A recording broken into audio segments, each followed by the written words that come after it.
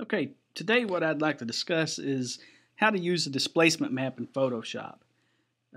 First thing I want to say is I am from Texas, and so I do know that I have an accent.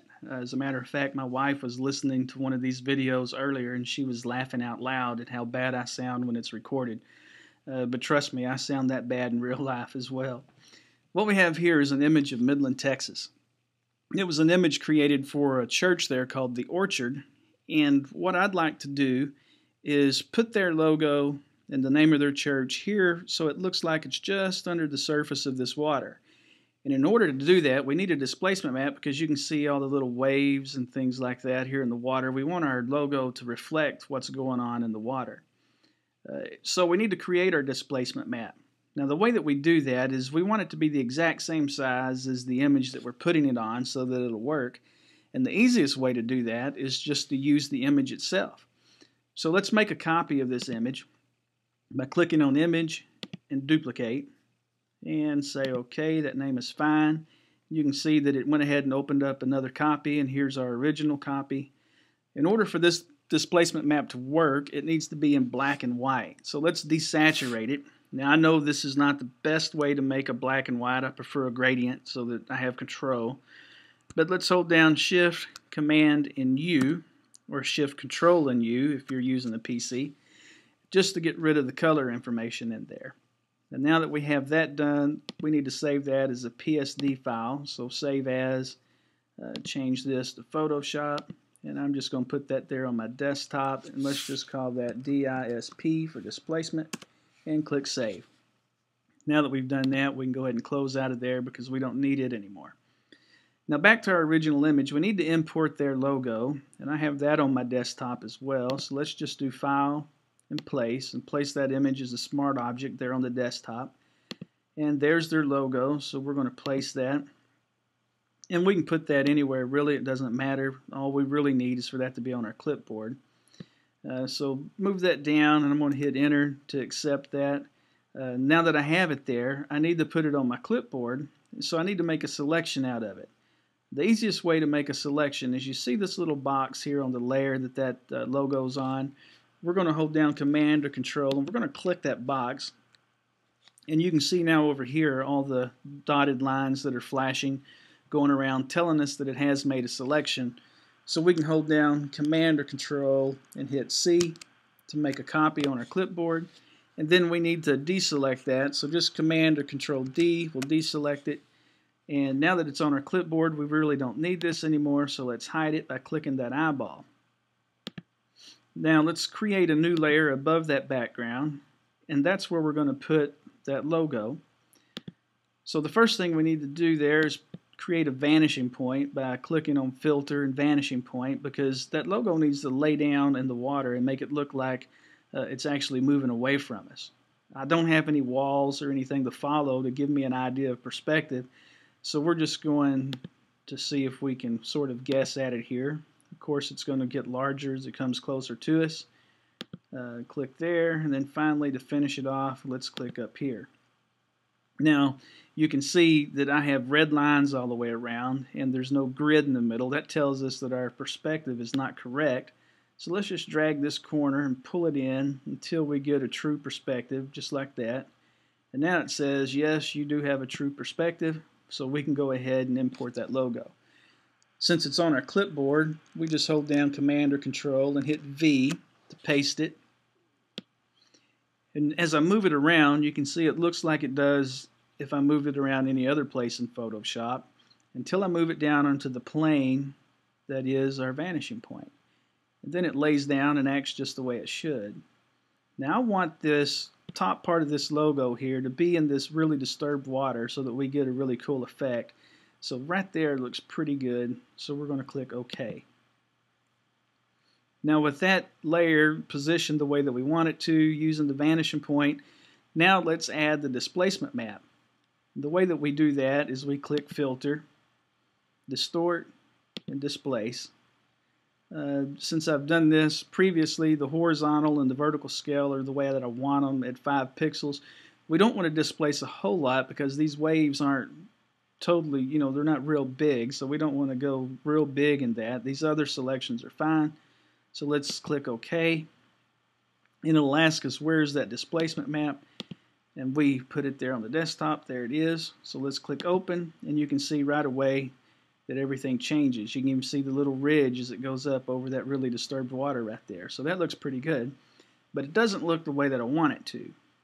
So what I want to do now is do the same thing that we did earlier when we selected the text by holding down Command or Control and clicking on the square of that layer to make a selection. But I don't want to select the text. What I want to do is select the water that's beneath the text. So let's click on the background layer and hit Command C or Control C to make a copy of that, and then Command or Control J to paste that copy and make a new layer of the selection that we made. And let's move that above the text, and you can see now, since we have a copy of the water over the top of that, all we have is just a little bit of the edge of the orchard and their logo, but we can't see everything else. And the reason that is because of our blending style here is still set to normal. So basically we put water over it so that we couldn't see it. Now let's just change that to hard light and see what happens. And that looks pretty good. Looks like my logo is floating beneath the water. You can see it's displaced the way it should be, and then it even gave it a little bit of texture because I put that water pasted on top of it with a hard light, and it gave me exactly the look that I wanted to. One other thing that I wanted to show you with the displacement map that I like to do is this is an image actually of the pastor and his wife, which is my sister, of the orchard. And this picture was taken with another background, but I moved them here just so that I could show you if you wanted to put somebody in front of like this brick wall. What I want to do is cast a shadow on that wall, but we want to displace it with that wall. So we want to go ahead and select this layer and do the same thing. Let's do a duplicate. Photocopy is fine. We're going to desaturate it again with a Shift, Command, or Control U. But on this one, you can see there's not a great deal of contrast, so it's not going to displace a whole lot. So what I want to do is I want to go in here, and you can see in my Actions panel, I'm going to click on that second button, which is my Levels button. With Level selected, we're just going to grab this left arrow, and we're going to slide it over right about there, and then we're going to grab the right arrow, and we're going to slide it right about there, and that gives us quite a bit of contrast, and that's what I'm looking for. So let's go ahead and save that as a PSD, and let's just call this one Bump for a bump map, and click Save. We put that on the desktop as well. We don't need this anymore. So back to here.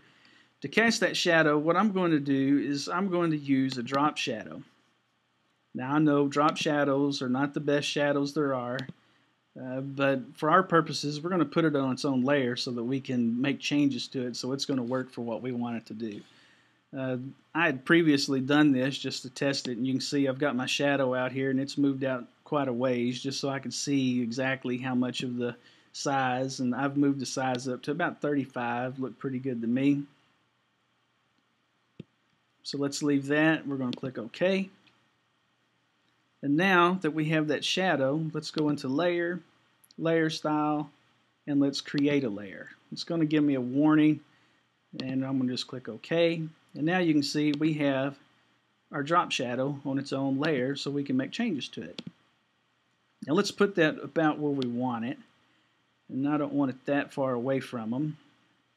The way he's leaning, it actually looks like I need to do one other thing. So I'm going to hit Command or Control T to open my free transform. And then on my Mac, I'm going to hit Control and click, or PC, you can just hit your right button and click. And let's change that to skew. And let's move this over, such as that, because it looks like they're sort of leaning. And let's just move everything back over here a little bit. There we go. And hit Enter or Return to accept that. And let's do the same thing. Let's put that displacement map on that shadow. So we're going to go to Filter, Distort, Displace. 5 should be fine. Again, on this one, we might bump that up actually to 7 because that's a little bit better. Let's click OK. Desktop, there's that bump that we saved earlier, and you can see it displays pretty good. But let's do the same thing again. Let's make a selection out of that by holding down Command or Control and clicking on that, and then clicking on the brick layer. Let's do a Command or Control C and copy it, then a Command or Control J to paste it, move it up above that shadow, and this time, if you look at it, if I do hard light, it's just too jaggedy and I don't like it. So what I'm going to use this time is actually a soft light. That gives me the texture and the look, and it gives me the grain that I want. But just one of those things that you can do with displacement maps. Put your effects on a different layer and you can make changes all you want. And we can bend this if there was a bend in the wall or the ground. We could do anything we wanted to with that shadow because it's on its own layer. I hope this helps you in using a displacement map in Photoshop. Until next time, this is Dave.